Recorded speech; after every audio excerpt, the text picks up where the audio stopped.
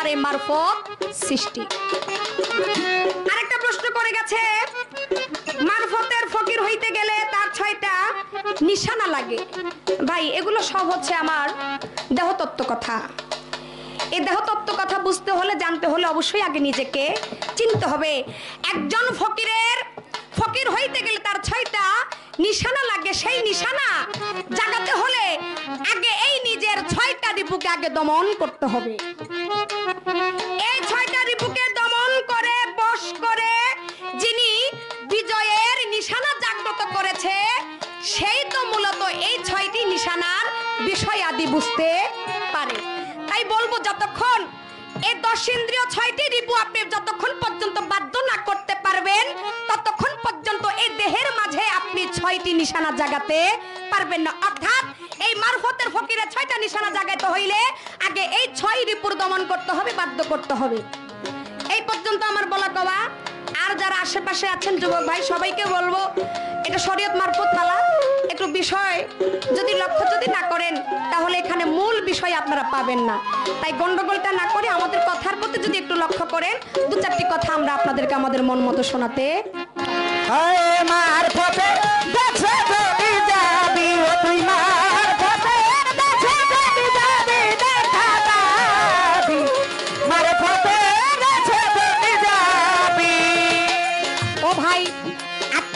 তু বৈঠকেতে বসিয়া কেবলা মুখেতে দিলা শনি নিরঞ্জনকে ভাবি।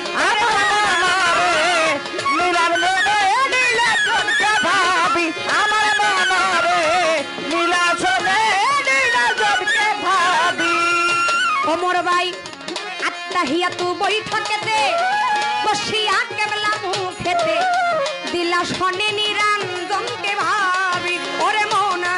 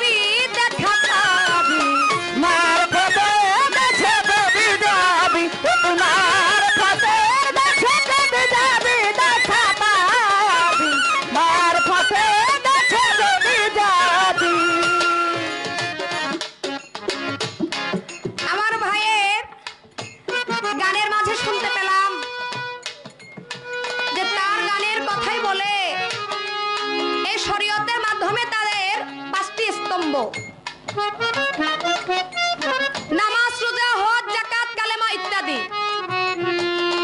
একজন শরীয়তের ব্যক্তিকে অর্থাৎ একজন মুসলমানকে এই নামাজ, রোজা, হজ, যাকাত, কালেমা সর্বকিছুই করতে হবে।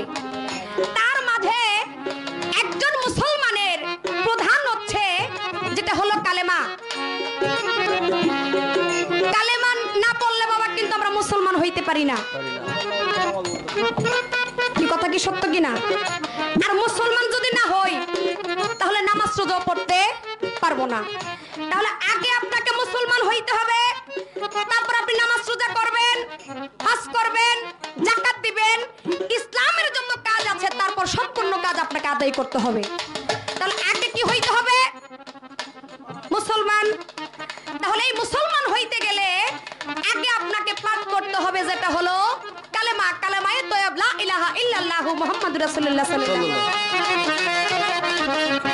এই কালেমা যতক্ষণ পর্যন্ত আপনি আমি না পাঠ করব, ততক্ষণ পর্যন্ত আমরা মুসলমান না।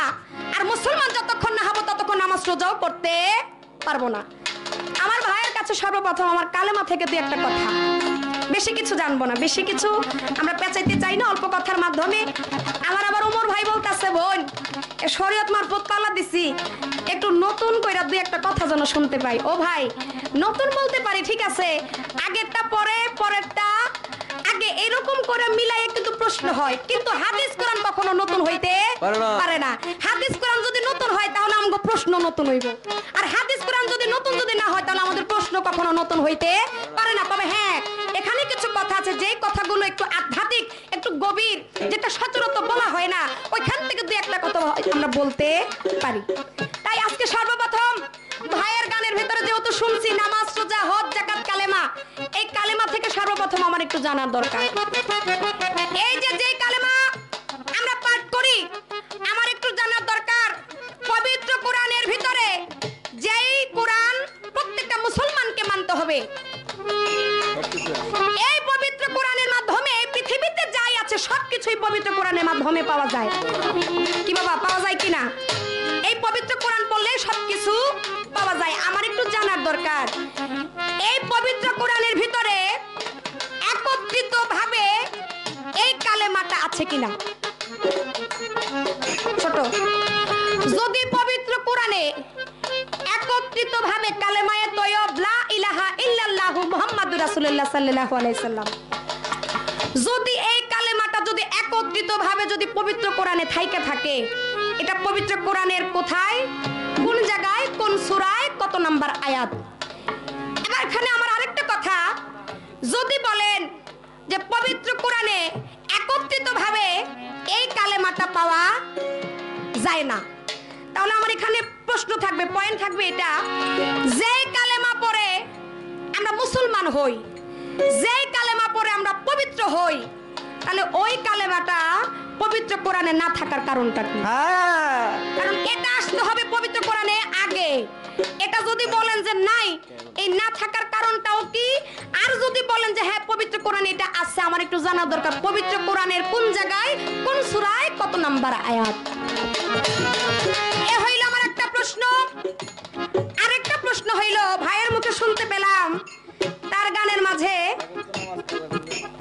এক ওয়াক্ত নামাজ কাজা করলে নাকি 80 হুব্বা দুযোগে তার যাইতে হবে, তার সাজা ভোগ করতে হবে। কয় ওয়াক্ত বাবা? 80 ওয়াক্ত। আস্তে, 80 হুব্বা। এক ওয়াক্ত নামাজ কাজা করলে 80 হুব্বা দুযোগ তার পাইতে হবে। এই আয়েজ ভাই মনে রাখেন, কিন্তু শরীয়তের আলেম কিন্তু কইছে এক ওয়াক্ত কাজা করলেই নাকি তার 80 হুব্বা দুযোগ সাজা। আমার একটু জানার দরকার আমার ভাইয়ের কাছে যে এমন একজন ব্যক্তি ছিল যেই ব্যক্তির জন্য 3 ওয়াক্ত নামাজ পড়াই ছিল ফরজ। আমরা যারা মুসলমান নর এবং নারী প্রত্যেকটা মানুষের জন্য 5 ওয়াক্ত নামাজ পড়া আমাদের জন্য কি বাবা? ফরজ। আর এর ভিতরে যদি এক ওয়াক্ত যদি কাজা করি, তাহলে ওই যে ভাই কি কইছে 80 হুব্বা দুযোগ আমাদের সাজা বইতে হবে। তাইলে আমার একটু জানার দরকার এমন একজন ব্যক্তি ছিল যার জন্য 3 ওয়াক্ত ফরজ ছিল, সে 3 ওয়াক্ত পড়বে, বাকি 2 ওয়াক্ত তার মাপ। আমার একটু জানার দরকার ওই ব্যক্তি 3 ওয়াক্ত পড়া সে জান্নাতি, সে জান্নাতে যাবে। কিন্তু আবার এইদিকে আমার আলেম ভাই কইতাছে যে এক ওয়াক্ত কাজা করলে তার নাকি 80 হুব্বা দুযোগ। আমার একটু জানার দরকার 2 ওয়াক্ত না পড়া 3 ওয়াক্ত পড়া ওই ব্যক্তি কেমনে আবার জান্নাতে যাইব? ওই ব্যক্তিটাকে।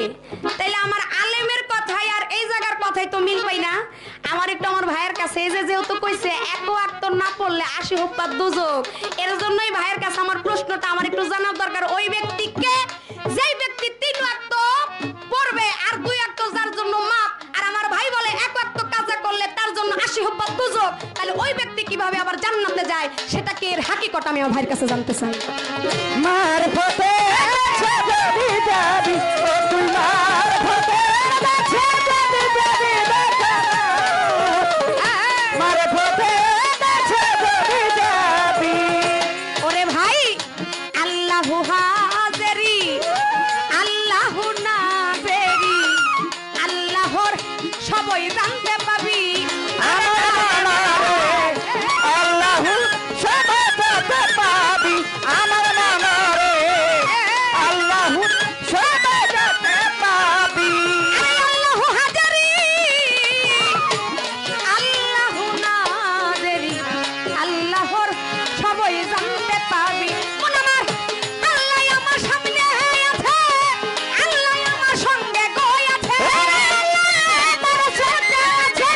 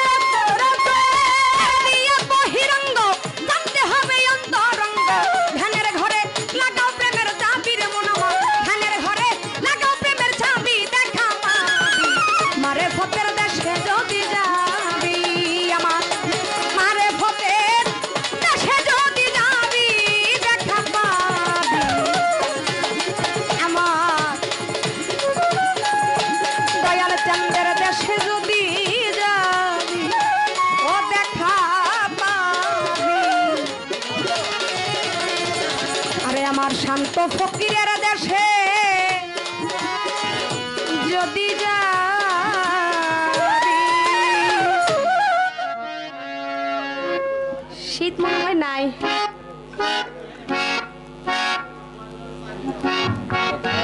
কি বাজান খারাপ লাগে আপনাদের কাছে? আমি বিশেষ করে এই দরবারের জন্য, অর্থাৎ এই এলাকার জন্য, এই দেশের জন্য আমি একেবারে নতুন। আর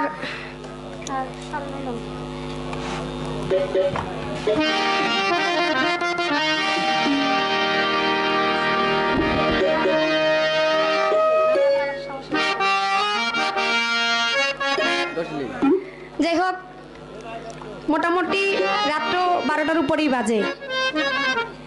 তা আমি বন্ধনা করেছি, বন্ধনার পরে একটি লালন সাইজির গান করেছি, তারপর পালা পেয়েছি, পালার একটি গান করেছি। এখন আমি যার বাড়িতে আসছি বাজান, তার নামের গোলামি যদি না করি তাহলে কিন্তু আমি তার কাছে ধরা, কারো কাছে ধরা থাকি আর না থাকি, অর্থাৎ আমি আমার নিজের জ্ঞানের কাছে ধরা।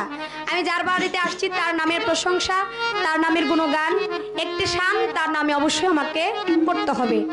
আজকে আমি ওদিক থেকে লক্ষ্য করে আগে আমি আমার ভাব থেকে দয়ালের নামে একটি গান করব, তারপর দেখি শরীয়তের আলেম সাহেব কিছু বলবে, তারপর আমি কিছু বলার জন্য চেষ্টা করব। আজকে আরেকটা কথা বইলা গেছে শরীয়তের ভাই যে আমি তো মন্দচারী বলতে পারি না। ঠিক আছে ভাই, এটা শরীয়তের আলেমের কিন্তু এই কাজটা না। মন্দচারী অর্থাৎ নাজমুল সরকার বলবে যে মারফতের ফকির এটা এমন করছে, এটা এমন করছে, এর বাড়ির খিচুড়ি খাইছে, ওর বাড়ি এমন করছে, আবার পুতুল দেওয়ানো খারায় কব এই আলেম এমন করছে, জালেমগিরি করছে, এটা কিন্তু মূলত পালা না। আরেকজনের মন্দ বলা এটাকে বলা হয় গীবত। আর এই গীবত কখনো শরীয়তে বলা যায় না, এটা হইল হারাম। আর আমার মারফতের ফকির যারা, আমরা সদাই আল্লাহর ধ্যানে থাকি, ওই যে কে কি করলো না করলো এসব সমালোচনা আমাদের মারফতের ফকিরের মানুষেরও করে না। তাইলে অর্থাৎ আপনি ওইগুলা নাই, আমি ওইগুলা নাই। মূলত যে কাজটা আমাদেরকে দিয়েছে দুজন ভাই বোন, আগে চেষ্টা রাখবো সেই কাজটার জন্য আমরা উভয় শিল্পী যেন করতে পারি। তা আমি আমার ভাব থেকে আগে দরবারে একটি গান করি।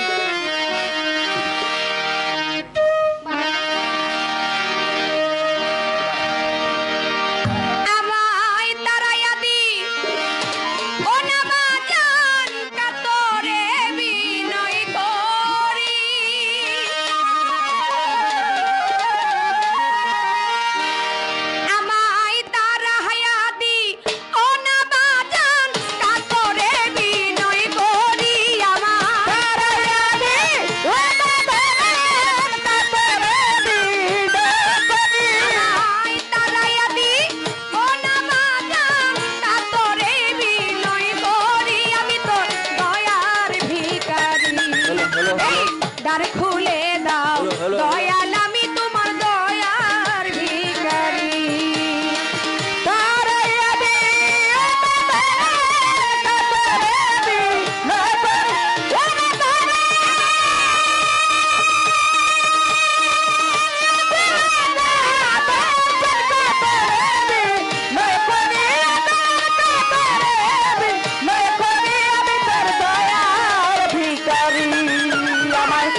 খুলে দাও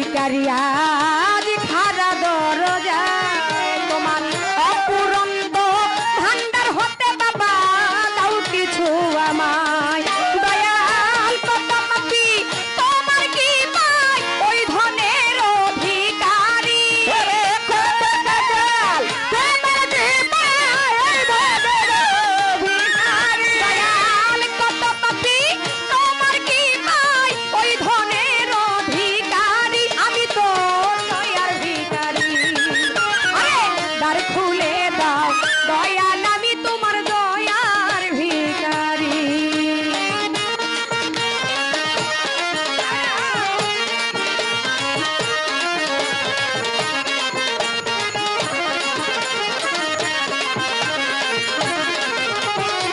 ঘর খুলে দাও ও দয়াল আমি তো দয়ার ভিখারি আমায় ঘর খুলে দাও ও দয়াল আমি তোর দয়ার ভিখারি এই ছিলাম আছি থাকবো চিরকাল ভাবে তুমি তো যা নরে শান্ত ফকির আমি কি ধনের কাঙ্গা। ছিলাম আছি থাকবো চিরকাল তুমি তো যা নরে দয়াল আমি কি ধনের কাঙ্গা ছিলাম আছি থাকবো চিরকাল আরে তুমি তো যা নরে মুর্শিদ আমি কি ধনের কাঙ্গা। দয়াল তুমি থাকতে ভক্তের এই হাল কেমনে সহ্য করি। তুমি থাকতে ভক্তের এই হাল কেমনে সহ্য করি আরে তুমি থাকতে ভক্তের এই হাল কেমনে সহ্য করি। আমি তোর দয়ার ভিখারি আরে দ্বার খুলে দাও দয়াল আমি তোমার দয়ার ভিখারি।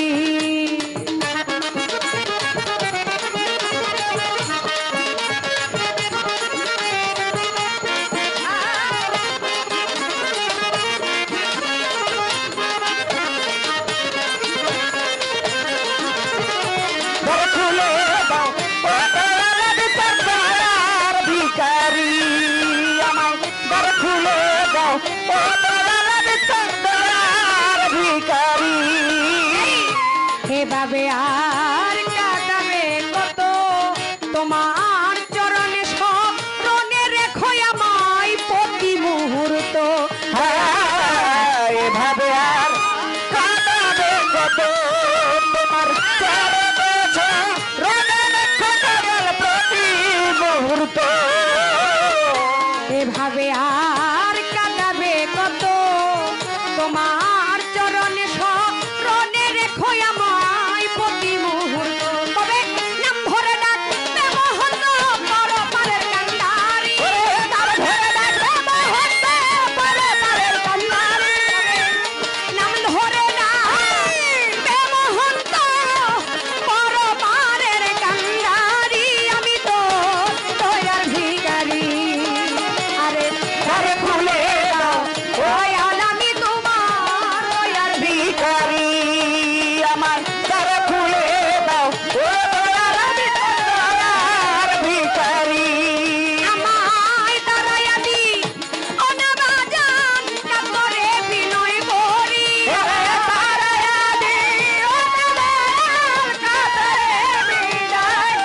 আমায় দাঁড়াইয়া দি অনাবাজান কাতরে বিনয় করি। আমি তোর দয়ার ভিখারি আরে দ্বার খুলে দাও দয়াল আমি তোমার দয়ার ভিখারি আরে দ্বার খুলে দাও দয়াল আমি তোমার দয়ার ভিখারি আমায় দ্বার খুলে দাও দয়াল আমি তোমার মুর্শিদ দয়া